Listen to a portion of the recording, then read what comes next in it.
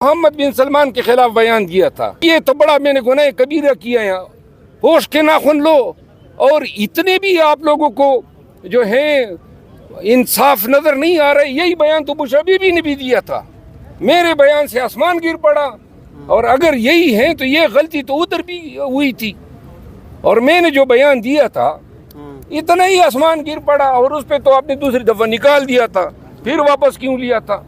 मरवत साहब, अडियाला के बाहर कैंप लगाया जाता है तो आप उस कैंप का हिस्सा बनेंगे? मैं किसी कैंप का हिस्सा नहीं बनूंगा। खान साहब मैं 3 माह तक अलान बाइकाट करता हूँ।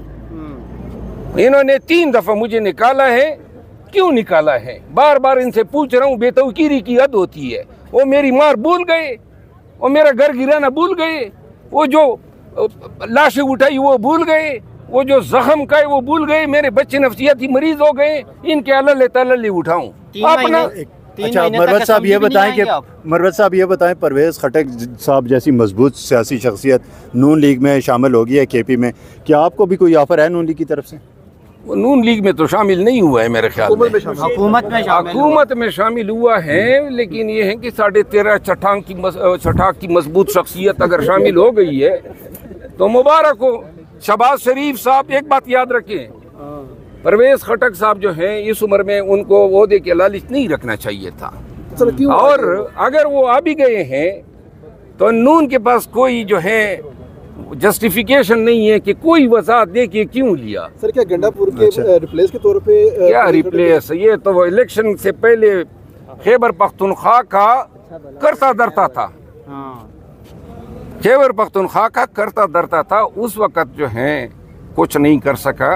गलतफहमी ये 2 माह के बाद मुझे ये इस मनसब पे नजर नहीं आ रहा। आपके अलावा कोई अरकान और बोल क्यों नहीं रहे इस मसले पे? थोड़ी बहुत आवाजें उठती था, वो भी उठना बंद हो गई। खामोश क्यों हो गए सारे? खामोश क्यों हैं? खामोश इसलिए हो गए कि इन्होंने गालम गलोच ब्रिगेड इनके पीछे डाल दिया, और मैंने खुद उनको कहा कि भाई गालियां खाने से बेहतर है मेरे लिए कोई आवाज न उठाएं। लेकिन ये मैं बता दूं कि पूरी पार्टी जो है इन रवैयों से नाक तक आई हुई है, नाक में दम हुआ है। ये लावा है जो किसी दिन पटेगा, और जिस दिन वो लावा पट गया उस दिन जो है पाकिस्तान तहरीक इंसाफ अपनी असल शक्ल इख्तियार करेगी। शक्ल इख्तियार करेगी या बिल्कुल ही खत्म बनाने जा रहे हैं? आप फॉरवर्ड ब्लॉक तो नहीं बनाने जा रहे PTI में? यार मैं ये बार बार इस सवाल का जवाब दे चुका हूँ ना। मजबूत हुई है या नहीं हुई? KPK में जाके तो वो इजलास करते हैं, उनको गिरफ्तारियों का डर है।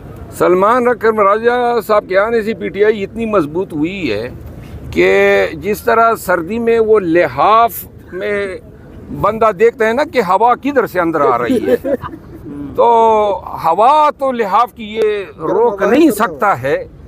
बात कर रहे एहतजाज की और इनकलाब की।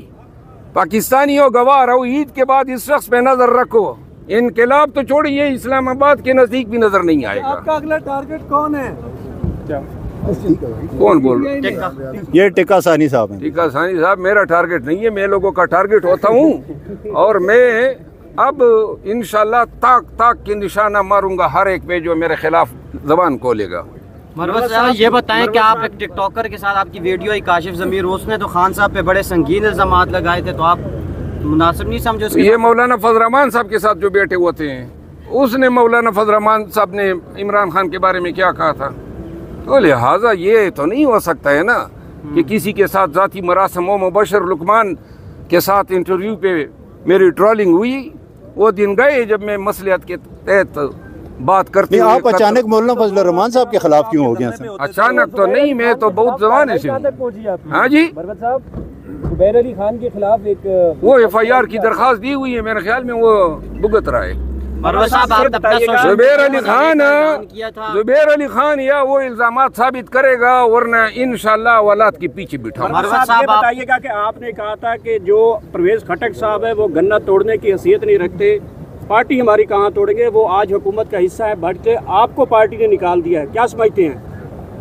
नहीं, मैंने तो देखिए ना, परवेज़ खटक साहब जब करता धरते थे, इन्होंने भी मेरे खिलाफ FIR कराए KP में, मोमन एजेंसी में इसने मेरे खिलाफ पर्चा किया, डी खान में पर्चे किए, ये सारे पर्चे मैंने PTI के लिए भुगते हैं।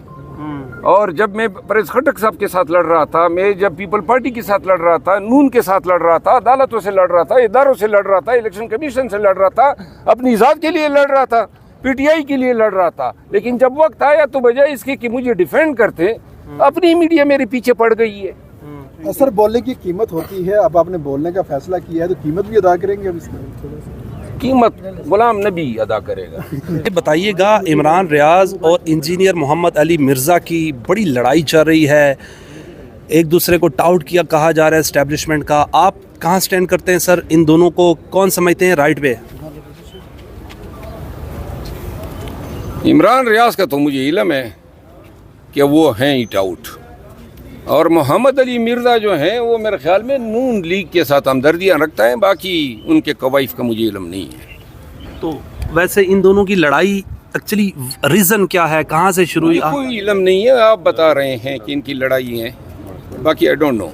मरवत साहब ये बताइएगा, इंजीनियर मिर्ज़ा जो है वो रुकने का नाम नहीं ले रहे, कोई पाकिस्तान तहरीक इंसाफ का उनको रोकने वाला नहीं हाथ डाल रहा। इंजीनियर मिर्ज़ा ने तबाही मचाई हुई है हर तरफ, क्या मैसेज रखते हैं? जानते हैं इंजीनियर मिर्ज़ा है कौन? मैंने पीटीआई के लिए बहुत से लोगों को हाथ डाला था, बहुत सारे लोगों की दुर्गत बनाई थी, हजीमत बनाई थी, तज़हीक की थी, और इसका सिला मुझे ये मिला कि पीटीआई के यूट्यूबर ने मेरी तज़हीक उड़ानी शुरू कर दी, लिहाजा मैं अब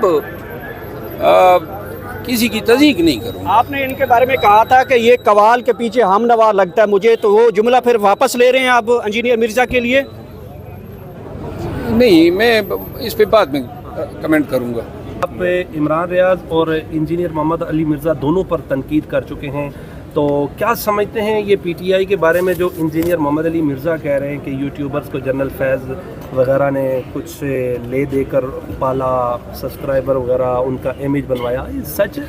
ये पीटीआई से वाबस्तागी का दावा करने वाली यूट्यूबर सारे जनरल फेस की पैदावार है। मरवत साहब ये बताइएगा कि इसका मतलब है इंजीनियर मोहम्मद अली, अगर आपकी जो है पार्टी में ईद से मतलब पहले आपकी सुलह हो जाती है, इमरान खान से मुलाकात हो जाती है, तो ईद के बाद जो प्लान होगा फिर आप प्रोटेस्ट में शामिल होंगे अगर पार्टी दोबारा? मैं 3 माह तक शामिल नहीं होऊंगा, लेकिन अगर खान साहब के साथ सुलह होगी तो असूलों पे होगी।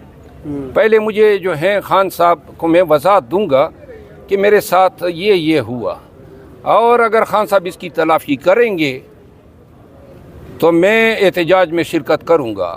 अगर खान साहब कायल नहीं होते हैं तो मैं बाहरी ठीक हूँ। आप कैसी तलाफी चाहते हैं खान साहब कैसे करें? देखिए, खान साहब मेरे साथ उन लोगों को सामने बिठाएं जो इनके कान भरते हैं, और तमाम इल्ज़ामात जो हैं वो मेरे सामने एक एक करके लगाएं। अगर मैं ये साबित न कर सका कि खान के साथ इस केस में धोखा हुआ है और उन खान को मेरे लिए ये फैसला करवा के मेरे साथ जुल्म किया गया, तो मैं हर किस्म का अर्जाना भरने को तैयार हूँ। ये क्या बात हुई, 3 दफ़ा निकाला, ओ भाई दिल आपका भर ही नहीं रहा है, बस ही करो। मरवत साहब, अभी कुछ इतलात ये भी हैं कि